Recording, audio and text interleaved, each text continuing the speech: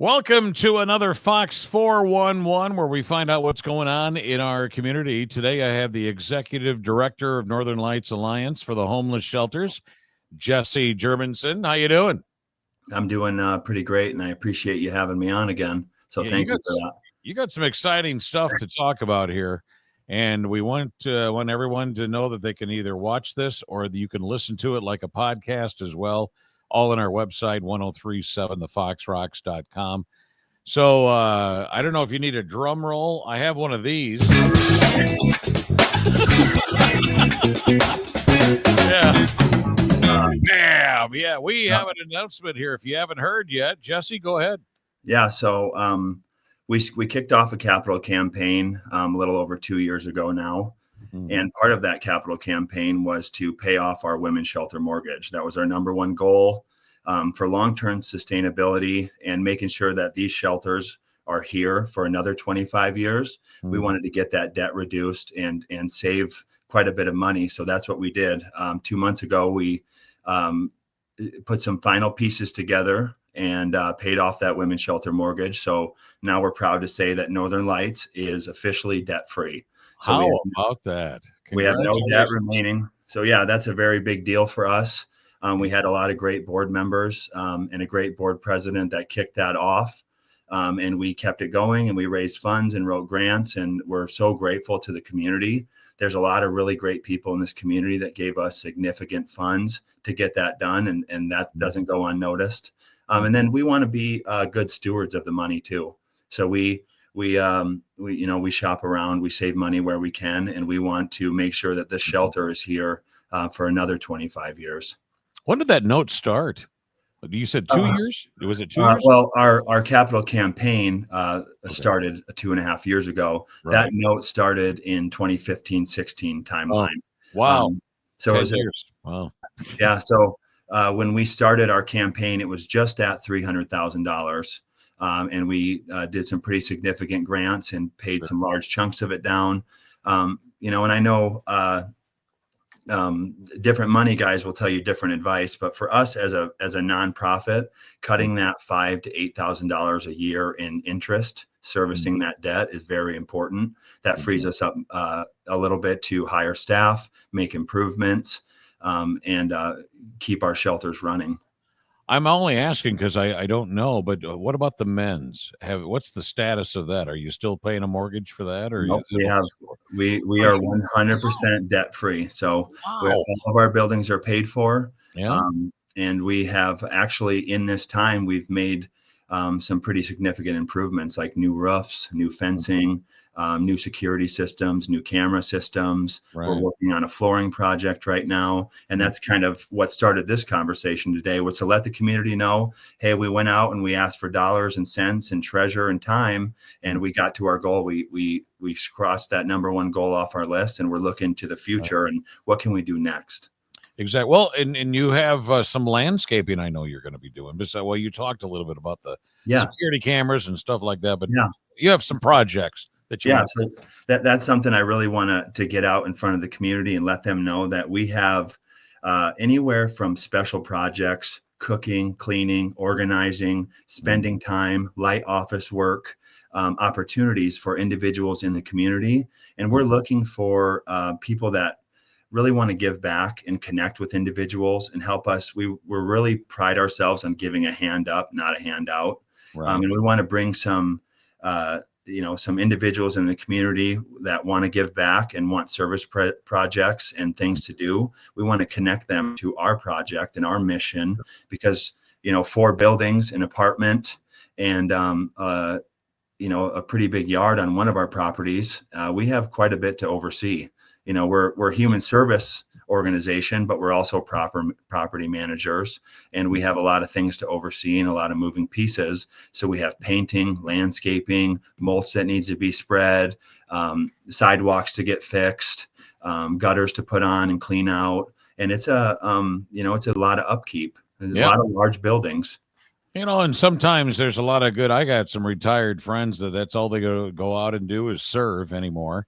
Because it keeps them busy, and whatever your talent is, I bet they could use it right there at the homeless shelter. Very much so. Yeah, I mean, we've had anywhere from retired law enforcement, retired nurses, people that are, in between professional careers and they're just looking for something to do. We can also be a reference for people. When people come and volunteer, we can be a reference for them. We can sign documents for service projects or community service hours. So it can be, a mutually beneficial thing for us and the volunteers. And we're looking at this summer. The date is to be determined, but having a nice big service project day where we're going to get as many projects as we can coordinated in one day and get as many people from the community in here at once that we can. We want to be, we want to be transparent. We want the community to know that we're here to serve you. You support us, and we want to be good stewards of your money and time, and we want to be there for that next person. Exactly. How many volunteers does it take to run your shelter down there? Well, what I can say is that at any given time, we have 4 paid volunteers, 6 paid staff, 7 board members, and then we have anywhere between 5 and 10 volunteers. And those are people that are on a weekly basis. We have some more like once a month, every other month type volunteers that do very specific things for us and with us. We have one guy out in the community that all he does is ham, eggs, bread, sweets, and fruits and vegetables. He's out coordinating that stuff, picking it up, getting it to our shelters. We just made an agreement with another nonprofit in the area to help serve our pantry all summer long and possibly provide school lunches for children that we have. A lot of people forget that we have 60 to sometimes 100 different children that stay with us for a time period during the year. Wow. Yeah, because they're parents. They have nowhere to go. Yeah, they have nowhere to go, and they're going with mom or dad. And, we have a men's shelter and a women's shelter. We also have an apartment that's open briefly at different points of the year for co-ed families. And that's the other reason I want to get out and let people know that we will be in the Band Fest parade. So look out for us there, and we'll be handing out materials and brochures. And I always encourage people to stop by our office. If you have a group that wants to come and do a walkthrough, just check it out. You're curious and you don't know how you can help. Sometimes coming here and physically looking around, that gives you some ideas. Jesse, I think anybody watching this right now can see the scroller on how to get a hold of you. But if they do want to volunteer, tell the people that are listening to the podcast right now what they can do if they want to help. Well, the best way to do the best place to start is to call or email. I mean, that if you send me an email, I can process your requests. I'll get back to you generally pretty quickly. Myself or Tammy, who's my executive assistant, will get right back to you, and we'll coordinate a time for you to come meet. We're very low barrier to entry for volunteers. We ask that you sign in a code of conduct and that you provide personal references, but it can be very simple and easy. So stop by. Our main office is 202 First Street Northwest here in Mason City.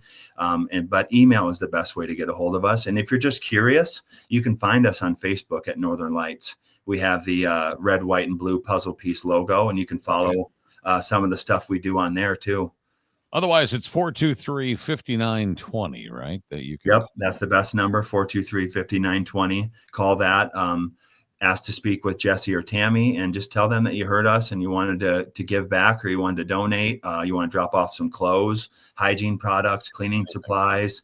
Another really great kind of fun thing that we do is donation drives. So churches or Rotary groups, Kiwanis, Lions, they'll establish what our current needs are, and then them as a group will go out and shop for those items and ask at their church or their service group to gather all those and then drop them off. And we really appreciate that, and it actually supports a lot of people. We offer the homeless shelter, but we also offer showers for people in the community. Every Monday, we give out extra clothes and bedding and things that we have. We provide food to individuals. So when people stop by, if they need eggs or bread or milk or some canned items, we'll give them. And also, like, people will stop by saying, "Hey, I have a job interview tomorrow. Do you have any decent clothes?" And we'll let them go pick through our stuff. And we're just here to serve as many people as we can and give back and try to make North Iowa a little bit brighter. That's really our goal.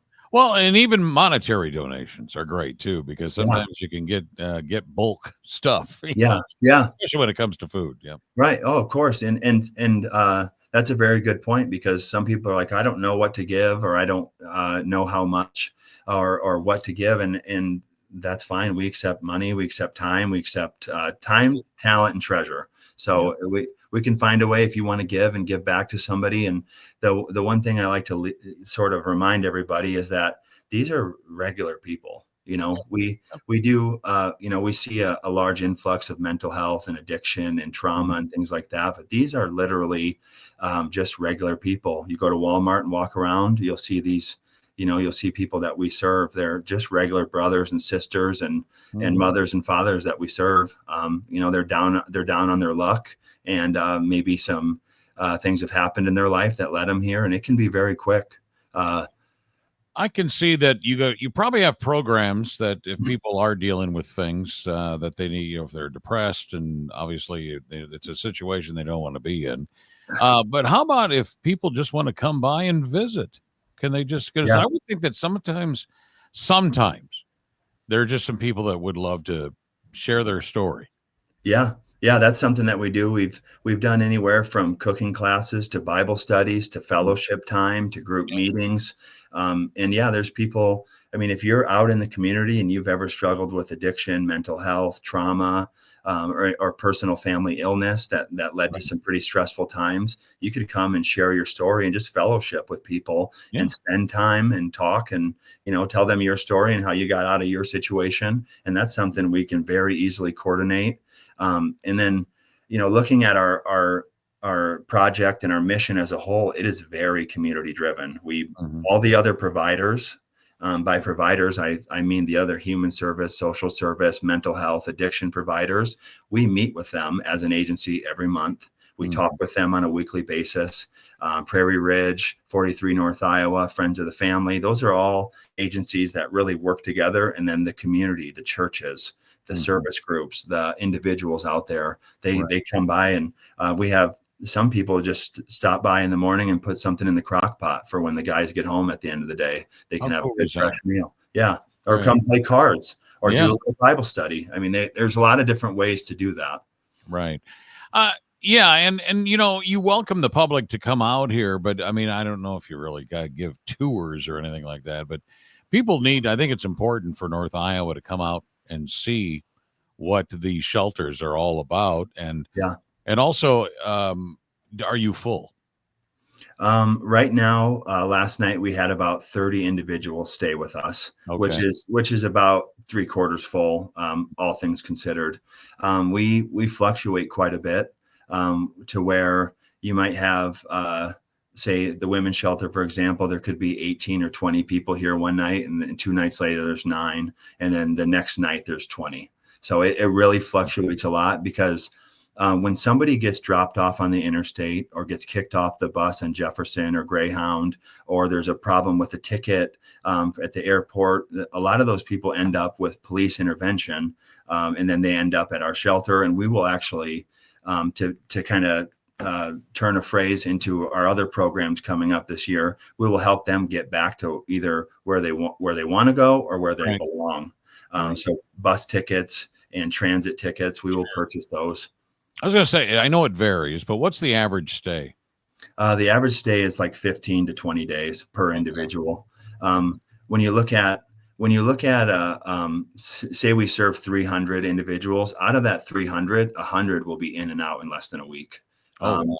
That's just because they're either traveling through town, Yeah. or they're going to treatment, they're going to the hospital, they're waiting for their apartment to open up. They just need a couple days to stay. The thing I say is I agree to agree. So whatever your complaint or concern is with having a homeless shelter in the community, I agree. We don't want homeless people, in the alleys and in the parks and things like that. We want to give them a place to stay and get them back on the feet so they can go, pay rent to a landlord and get their license back and get a job and be self-sufficient and stable, because people deserve that. We want to meet people where they're at, but not leave them there. We want to get them to that next place. It's a working machine, Yeah. and 24/7 it's going on, and it's right here in Mason City. This is great Yeah. news, Jesse, that you're, Yeah. you got the women's shelter all paid for now. This is it's gonna catapult you guys into the future because Yeah. unfortunately, this is an issue that we will always have. Yes. Yes. And we're doing our very best to put ourselves out of a job, but Yeah. there are so many external factors, just on people's lives and the economy and saving money and purchasing a car or buying a house that cause so much stress on an individual that lead them to be homeless. And then Mhm. another thing, we want to serve people with compassion and faith and lift them up and provide them a safe space to reconnect and reestablish in the community. But Right. there's also a very clear economic argument to have a good, stable homeless shelter in your community, Mm. because when people fall on hard times, if they can reestablish pretty quickly, the incidents of going to the emergency room, behavioral health, incidents with the police goes down tremendously.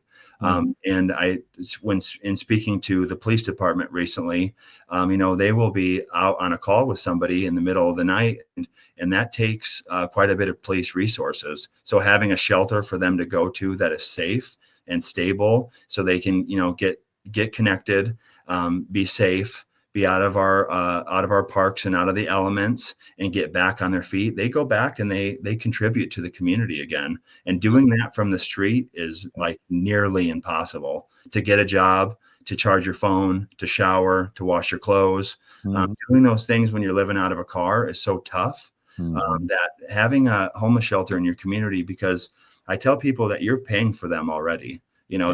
If they're going to the emergency room 5 times a week because they have nowhere to go and some mental health problems, Mm. that's getting billed to Medicaid and to our hospital system, and the police are dealing with them. So if they come to us, get connected to all the resources they need, and get stable, that number goes way down. And it's a really a clear economic argument to have a homeless shelter and other wraparound services too. It's definitely a humbling thing to go through, but to Yeah. graduate is always a good feeling. Yeah, yeah, and if you follow us on Facebook, you'll see we do post a lot of success stories on there. Um, Individuals have to be willing to sign a release, so I don't get to post as many as I'd maybe like to, but I still get to post them on there where individual gets an apartment, um, and moves on and gets into stable housing, and that's something we're offering now too. So I would say after May 1st, we just received a grant. It started on April 1st. It's for $137,000 from the Iowa Finance Authority. Awesome. And that is going to give us some pretty good resources to help people with rent, deposit, food, transportation, and case management. And it's also going to support our budget as well. That's public information. Anybody can look that up on the Iowa Finance Authority website. But with the kind of fun piece for us is when somebody now calls us and they say, "Hey, I have 2 weeks and I'm going to be out on the streets." Now we can address that person's housing problem then, and provide them with one-time emergency assistance to keep them housed so they don't end up in our shelter.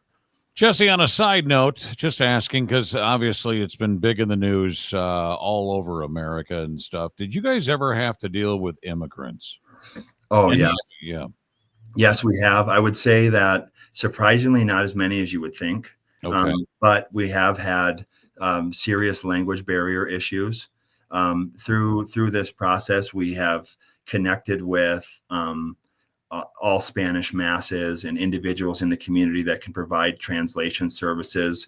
And we're looking for somebody that can do that on a semi-regular basis, like as needed, Sure. because we use Gemini and Chat GPT and Google Translate, but it's not as personal when you're talking through a phone, Mhm. So we have seen dislocated people from all over the world. We've had sheriffs in Kanawha, Black Hawk County, and other places bring somebody here because they literally have nowhere to go. Right. And we try to do our best to serve them and get them connected. But certainly having that language barrier, and I'm sure it's, intimidating for them and scary. They don't speak the language. Yeah. And so we have shelter rules posted up in Spanish. We have an intake packet in a Spanish version, but we've seen other languages too, and it's been difficult to deal with, but we have a good team, so I think that helps. A good team of people that care, so then they'll put in the work to make them as successful as we can. Well, Jesse, you're doing a great job. Appreciate everything that you do. Again, if you want some more information, just call them up at 423-5920. Offer your services. They're always looking for volunteers for about anything. Or you can email Jesse northernlights@gmail.com. And well, keep us posted on how things are going here. Yeah. You talked about the big thing for the summer. You want to have a big day where everybody can come on out and hopefully get things done, accomplished in a day, a week, anything like that. Right. Yeah. And that the kind of fun thing is too, is we can, if a volunteer ever goes, I don't really know what I want to do, we can have that conversation. We can have that conversation, and something that you're comfortable with, that's in line with what we're doing, I'm perfectly fine with it. And we can find something for you to do and a way for you to give back. I think that, we're like, we have our puzzle piece logo, and that we were very intentional about that. And our mission statement is to provide services to assist our clients in putting life's pieces together while they seek permanent housing. So we also want people out in the community to be a piece of our puzzle. Sure. We're all one big puzzle, and we're all a piece, whether you realize it or not. You may have given clothes in the past, or maybe your friend or family member donated some money, but this shelter is very connected with the community. Exactly. Jesse Germanson, the director out at Northern Lights, and appreciate you talking with us today, getting the word out, and let's hope we can get some volunteers for you. Yeah, I appreciate it. And thank you for what you're doing here, providing me a platform. It means a lot. And I appreciate that. All right. Well, share it all, everybody, and let the word out. And that's really, networking with other friends, and like you said, churches and things like that. Everything breeds success. So if one or two people want to do it, they tell someone, well, guess what I did today? And then that brings a few more people in, and so forth and so on. So that's wonderful. Yeah. You're never going to run out of people, I'm sure. You always need more. Yeah. We always need bodies. We always need smiling faces. And, right. There is something special when you're there and you give a gift or a toy or some clothes, and you see a kid get that and have something of their own to keep. And that's a very special thing. Yeah. I learned that today. I had no idea. 60 to 100 kids. Yeah. Yeah. You go, where are they at? You drive around Mason, you don't necessarily see them, but they're out there, and they're struggling, and they need help, and they need compassion, and they need an opportunity. You bet. All right, Jesse. Well, thank you so much for joining us, and hopefully this will get the word out. Yeah. Thank you, and God bless. Yeah, you betcha. Thank you.